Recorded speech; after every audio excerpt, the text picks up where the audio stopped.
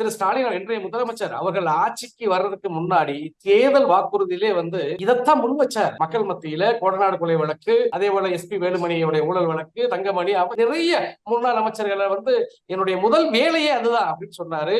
முக்கியமா கொடநாடு கொலை வழக்க சட்டமன்றத்திலே அவர் பேசினாரு.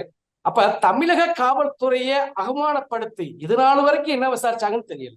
நான் என்ன சொல்ல வரேன், இது வரைக்கும் விசாரிச்சாங்க. சின்னம்மாவை கூட ரெண்டு முறை விசாரணை, வீட்டுல விசாரணை நடத்துறாங்க, நிறைய விசாரணை. ஆனா யாரும் விசாரிச்சாலும் அதுக்கு சம்பந்தப்பட்ட முக்கிய காரணகர்த்தாவான அன்றைய முதலமைச்சர், இன்றைய எதிர்கட்சி தலைவர் திரு எடப்பாடி பழனிசாமி அவர்களை இதுவரை விசாரணை வளையத்துக்கு கொண்டு வராமல் மறுபடியும் நாம் சிபிஐ விசாரணைக்கு நான் கொண்டு வரேன் அப்படின்னு நீதிமன்றம் சொல்வது எங்களை பொறுத்த அளவுக்கு அந்த வழக்கில உண்மையான குற்றவாளிகள் இன்னும் எத்தனை வருஷம் விசாரிச்சாலும் உண்மையான குற்றவாளிகளை இவங்களால கைது செய்ய மாட்டாங்க. மக்களுக்கு தெரியுது, நாட்டு மக்களுக்கு அத்தனை பேத்துக்குமே தெரியுது சகோதரி.